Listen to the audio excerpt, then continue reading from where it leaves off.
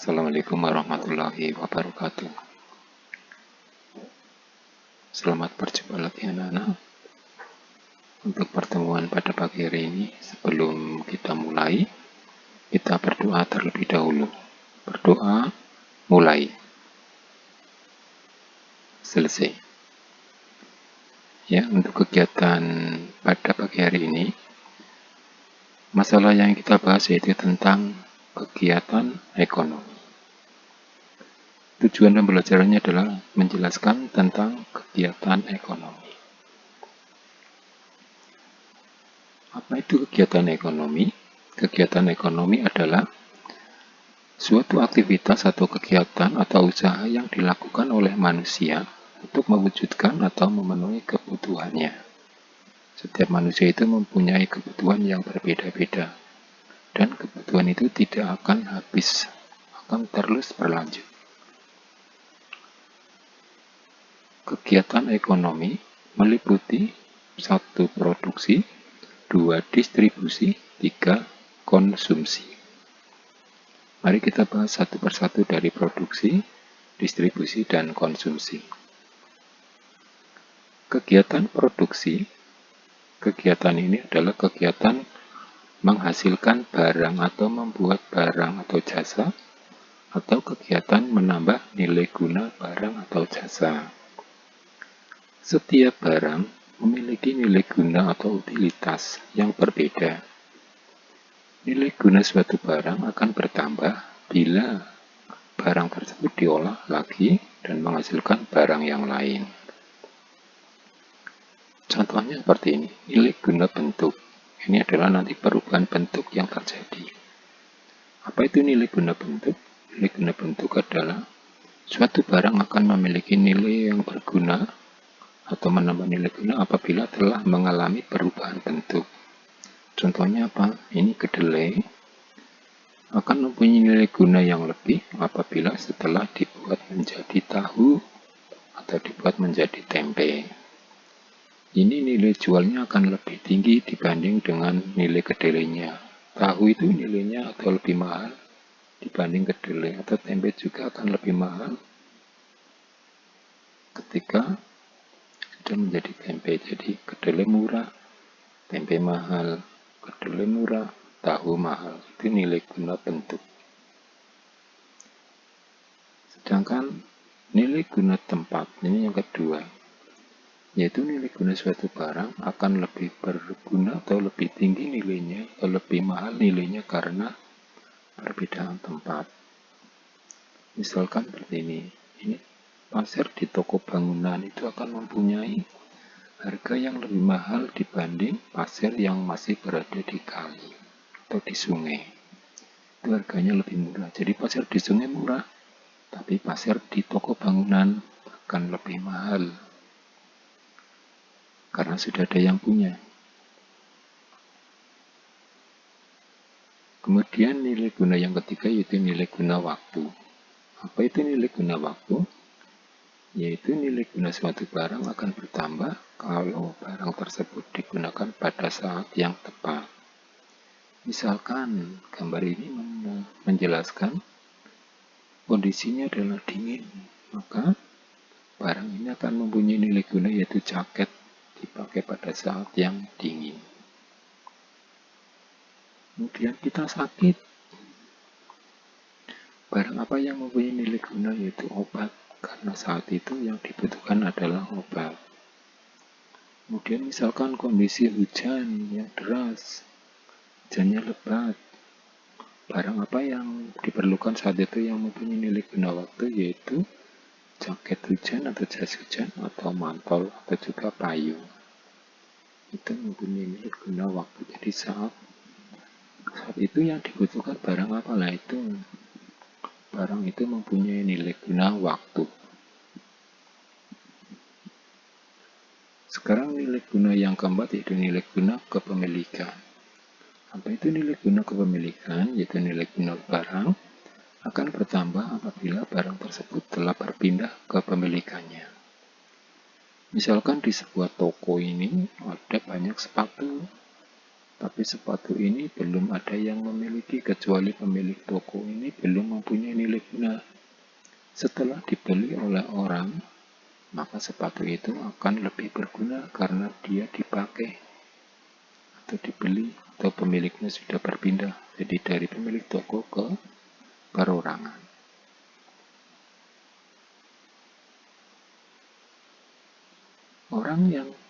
Orang atau lembaga yang menghasilkan barang atau membuat barang atau menambah nilai kegunaan suatu barang disebut dengan produsen atau orang yang membuat barang. Jadi produsen adalah orang yang melakukan kegiatan produksi, kegiatan menambah nilai guna, kegiatan membuat barang.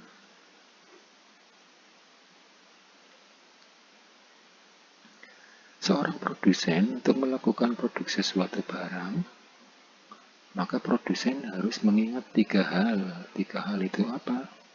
Yang pertama adalah what, how, dan whom.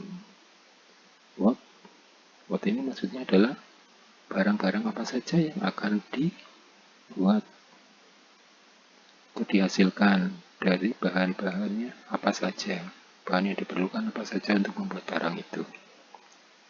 Kemudian how ini bagaimana? Maksudnya itu bagaimana memilih faktor-faktor produksi untuk membuat barang atau untuk memproduksi suatu barang. Jadi faktor-faktor apa yang diperlukan untuk membuat suatu barang, bahan-bahannya apa saja. Kemudian whom, itu maksudnya apa? Kepada siapa barang produksi tersebut setelah didistribusikan atau setelah barang itu dibuat, dijual kemana, dikirim kemana, seperti itu. Ini adalah 3 pertanyaan yang akan diingat atau dijadikan pedoman oleh seorang produsen atau seorang yang membuat barang. Produksi atau pembuatan suatu barang memerlukan faktor produksi atau sumber daya alami. Faktor produksi dikelompokkan menjadi 4 macam, yaitu faktor produksi alam seperti ini. Ada bahan tambang, ada ikan, kemudian ada tanah, ada air, begitu. Kemudian tenaga kerja, orang, daya manusia, kemudian modal, uang, atau barang-barang lainnya berharga, dan kewirausahaan atau orang yang bisa membuat suatu barang atau orang yang bisa menggabungkan proses atau kegiatan ekonomi. Faktor produksi ini dibagi menjadi 2, yaitu faktor produksi asli dan faktor produksi turunan. Kenapa disebut faktor produksi asli? Karena melalui faktor ini sudah dapat menghasilkan barang. Sedangkan faktor produksi turunan maksudnya adalah faktor produksi turunan ini karena hasil dari faktor produksi asli. Jadi setelah dari produksi asli baru diturunkan, baru bisa membuat sebuah barang. Sekarang kita bahas dari faktor produksi alam. Apa itu faktor produksi alam? Faktor produksi alam yaitu faktor produksi yang disediakan oleh alam sebagai bahan mentah atau bahan baku untuk membuat suatu barang atau produksi. Contohnya apa saja? Ada tanah, ada hutan, ada barang-barang tambang, ada air. Tanah dipakai untuk apa? Dipakai untuk pertanian, untuk pabrik, perkebunan, peternakan, dan tempat usaha yang lain. Sedangkan hutan dipakai untuk apa? Itu untuk menghasilkan bahan mentah, itu berupa kayu, tumbuhan, atau hewan. Barang-barang tambang itu contohnya seperti apa? Itu ada emas, ada bijing besi, minyak bumi, dan gas alam. Air dipakai untuk apa? Untuk pengairan, untuk bahan baku lainnya, untuk kebutuhan manusia lainnya. Ini tentang faktor produksi alam, yaitu ada tanah, hutan, barang tambang, dan air. Faktor tenaga kerja. Faktor tenaga kerja adalah Di sini adalah sumber daya manusia yang dapat digunakan untuk proses produksi atau proses pembuatan suatu barang. Tenaga kerja ini dibedakan menjadi tenaga kerja terdidik, tenaga kerja terlatih, dan tenaga kerja tidak terdidik dan tidak terlatih. Yang maksudnya tenaga kerja terdidik adalah tenaga kerja, contohnya dokter, guru, dan konsultan. Untuk menjadi tenaga kerja terdidik, maka dia harus menempuh pendidikan formal seperti SD, SMP, SMA, perguruan tinggi, atau sarjana. Kemudian tenaga kerja terlatih. Apa itu tenaga kerja terlatih? Contohnya adalah montir, sopir, dan penjahit. Jadi orang-orang ini bisa melakukan pekerjaannya setelah dia melakukan atau memiliki keterampilan yang terlatih. Keterampilan itu dimiliki setelah dia beberapa kali melakukan pelatihan. Jadi ini tenaga kerja terlatih karena sudah kebiasaan diberi keterampilan. Tenaga kerja tidak terdidik dan tidak terlatih. Contohnya apa? Itu ada tukang sapu, tukang sampah, kuli bangunan. Ini tidak usah bekerja, sudah dapat melakukan pekerjaan ini. Faktor modal. Modal apa itu modal? Modal adalah segala hasil produksi yang dibuat manusia dengan tujuan untuk menghasilkan barang-barang atau jasa-jasa yang lain. Modal itu tidak hanya berupa uang, tetapi bisa juga berupa barang seperti gedung, mesin, bahan mentah atau bahan baku yang digunakan dalam proses produksi. Faktor kewirausahaan. Apa itu kewirausahaan? Itu kemampuan seseorang atau beberapa orang untuk menyatukan semua faktor produksi agar bisa membuat suatu barang atau menghasilkan barang tertentu.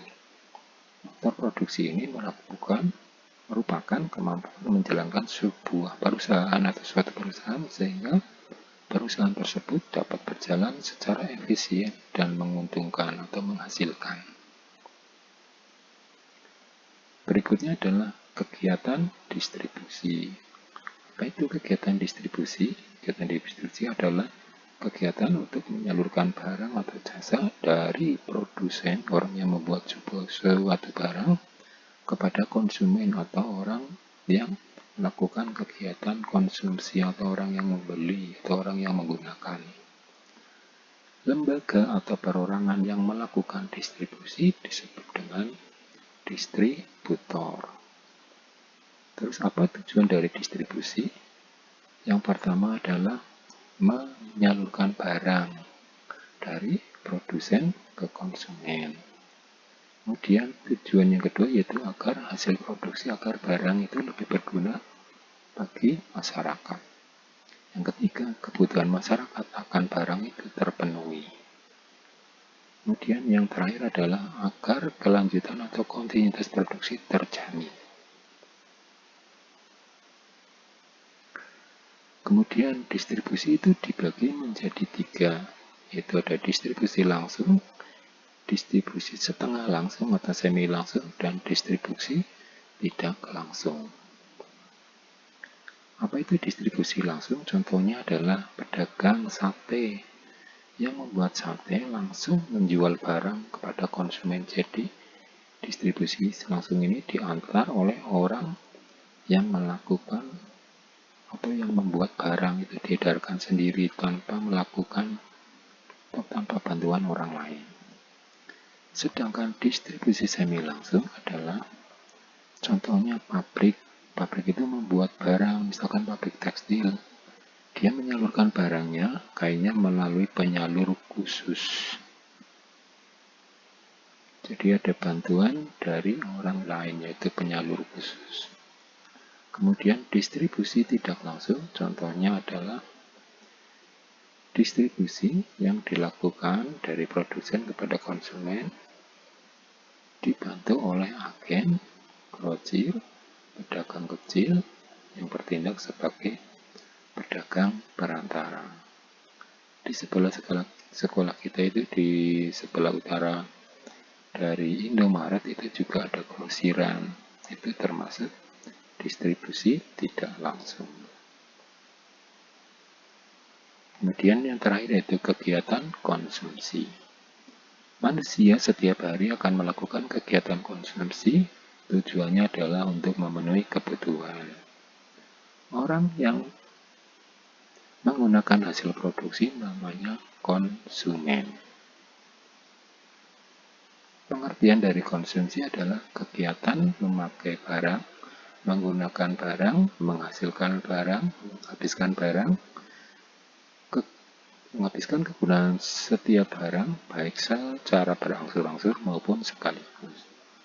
Secara berangsur-angsur contohnya adalah memakai tas, menulis di buku, memakai pakaian, menggunakan sepeda motor. Kemudian menggunakan barang yang langsung habis, contohnya adalah kita makan, kita minum. Itu barangnya akan habis. Pelaku kegiatan konsumsi itu ada 3, yaitu rumah tangga keluarga, rumah tangga perusahaan, dan rumah tangga negara. Jadi yang paling kecil itu keluarga, yang setengah-tengah adalah perusahaan, yang paling besar negara. Rumah tangga itu terdiri dari ayah, ibu, dan anak. Kegiatan apa yang bisa dilakukan di dalam rumah tangga? Itu bisa makan, membeli pakaian, membayar listrik, data menggunakan telepon. Itu kegiatan yang dilakukan di dalam keluarga. Sedangkan kegiatan ekonomi yang dilakukan oleh sebuah perusahaan yaitu membuat barang, menghasilkan barang, mengedarkan barang, dan memakai barang atau membeli bahan-bahan produksi yang akan digunakan untuk pembuatan sebuah barang atau sebuah hasil produksi. Kemudian kegiatan ekonomi yang dilakukan oleh negara yaitu yang pertama adalah membuat rancangan anggaran, kemudian rapat DPR, kemudian membuat pengeluaran, rencana pengeluaran, atau yang dikenal dengan RAPBS. Negara, PPN negara, anggaran belanja negara.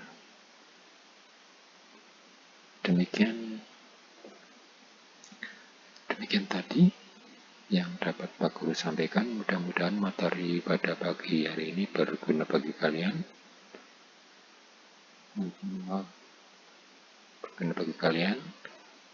Marilah kita tutup pertemuan pada pagi hari ini dengan bacaan hamdalah alhamdulillahirabbil alamin. Wassalamualaikum warahmatullahi wabarakatuh.